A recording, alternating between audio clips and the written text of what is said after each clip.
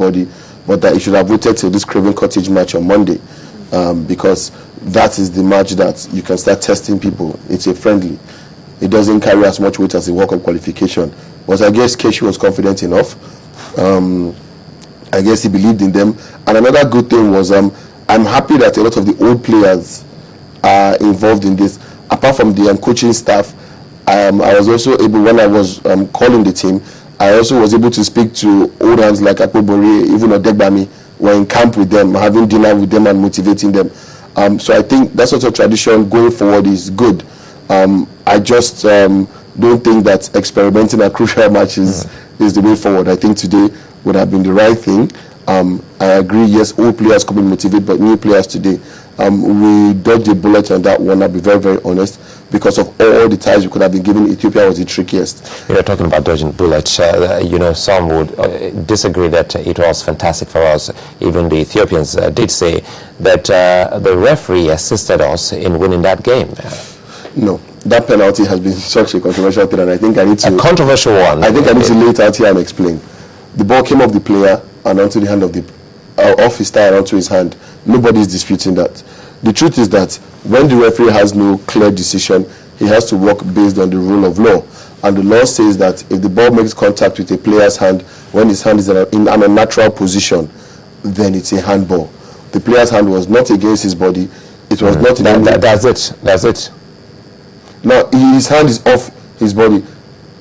Because when it just looked to me from that visual, looked to me that it came on the knees and onto the hand. But look at it this way: when you spread your arms to make yourself bigger, already you've put your hands in a natural position, and you've covered more space for the ball. You've covered more space. The ball has less space to pass. Now, if it does hit your hand, it's a handball. His hand was spread off his body. He was making himself bigger to block a ball. It came off his thigh and onto his hand. Ball to the hand. No, it's a handball. Had his hand been on his body, maybe he had been sliding in, it bounced off and came onto him. It's a different thing. But he had actually deliberately spread himself to make himself bigger. And in doing that, the FIFA law comes into activation. Your hand is in an unnatural position. So the referee on first glance is allowed to give that penalty.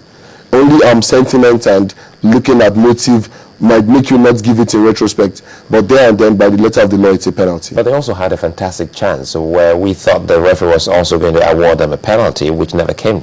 That I would put down to to precedence. Okay. They had been going down too easily, and when you go down too easily, sometimes referees get irritated. So he got booked.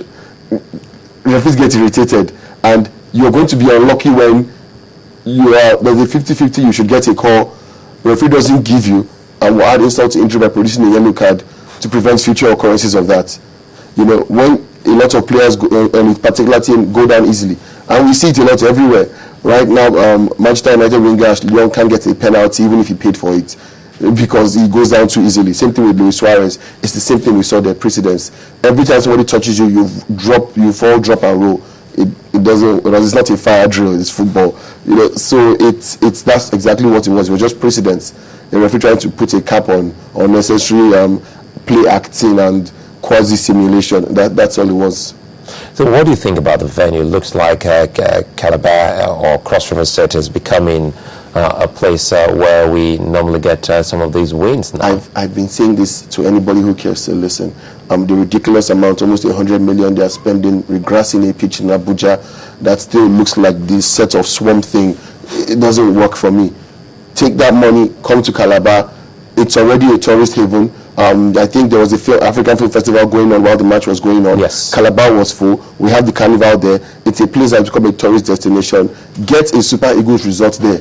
Put a Super Eagles museum there. Make it and make it an tourist attraction. It's a serene environment. We have places when you get to Oburu that have high altitude. Let it be a training center also for the Super Eagles, any of the national teams. A player is injured, let it be a recuperating place where it can be monitored by team doctors. These are the little things we can do and also still make revenue from there. And there will be many people who will be interested in sponsoring and partnering with the Super Eagles that will help you put up this complex. All the mismanaged and quote-unquote missing money could have been put into all this. And we know Calabar is the destination. Super Eagles come to Nigeria, there's no need to say report in camp. We hear issues of, camp was in Ota, then in Abuja. No, there's only one place camp will be, the Super Eagles Resort. Calabar, you land in Nigeria. If you're not there on a certain day, you're not in camp. It's easy to make your rules because all this one of last minute changing venues, even your age grade teams, you want to play friendlies, there are training pitches there you can play. There are AstroTurf pitches you can play. That's what we need to do. Turn Calabar to that. Pump some money into Calabar and just let's know it's the official home of the Super Eagles. It doesn't have to be in the capital of the country. Now, very quickly before we leave, what's your projection like now that we finally have this ticket and we're all set and go, isn't it? Yeah, a rush of friendlies. We need a rush of friendlies and we need to play every type of team. Good for us, we're playing Italy. But now we also need to play different types of teams, South Americans, North Americans, other African countries. And then when the draws are done, we need to play teams similar to the teams in our group, even if they're not as highly ranked or they're not as talented. That way we can work on different formations to counter how these particular teams play. You know, then while all that is happening, we'll be streamlining the squad. I expect that Keshi by now has his first 13, so he's looking for the remaining 10. Because if after the Nations Cup and qualification he doesn't have his first 13, we have a problem. He should have his first 13, and there should only be about 10 shirts now up for grabs, barring injury. That's what I believe should be happening now for us. Do you think this team can actually make it to a particular level, stage rather? We have a mix of talent and hunger, you know, and if well managed, we can do very well. Because if you remember, our most successful World Cup is USA '94. People wanted to put themselves in the shop window. We have people who want to put themselves in the shop window. The likes of Mikel and Moses will always play well for you, but if we're going to do very well, you're going to need your hungry players to step up. You're going to need your bright DKs to come off the bench and be super subs. You're going to need your Nsofos who need a revamping of their career. And at this point, I don't know why Villarreal's top scorer, Ike Uche, is not yet back in the fold. I think this is the time when we bring him back in, we have friendlies and add him to the squad. But we can do it. There's a possibility. And if we do make the quarterfinals, we could make the semis. But I think in terms of winning the World Cup, we should not even. That's something that, if it happens, we should just celebrate as one of those odd Haley comets that happen once every 75 years. But well, let's see how the comet will come traverse our own skies. Well, many thanks, Nnamdi Obaya, for joining us this morning. Well, another moment here on Sunrise Daily, and we'll be back, and perhaps maybe in 2014. After that, we'll bring Nnamdi back and see if the World Cup will be here then. Well, stay with us.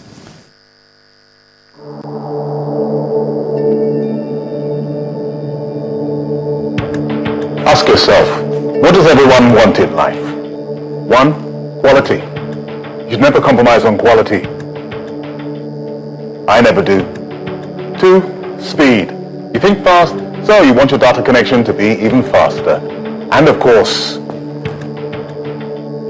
everyone wants to be appreciated. Like free roaming.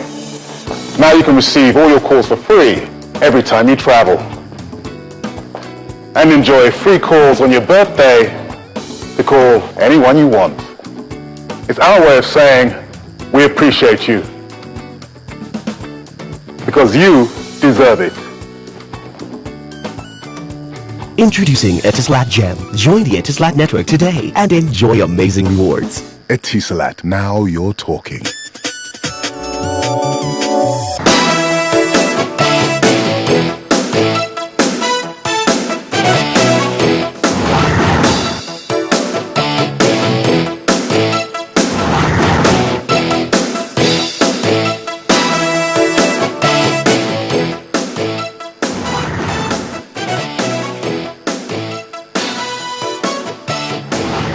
Here on Sunrise Daily. Many thanks for being such a nice company. I'm Sulaiman Alede. Oh, thank you. I'm Maupe Ogun.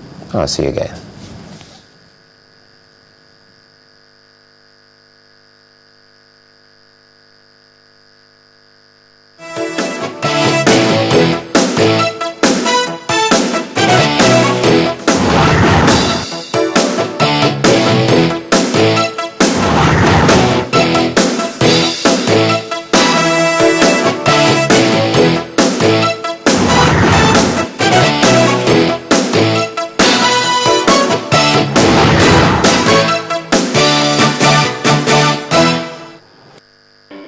life has just got easier. You stay connected to Channels TV, where news and innovations are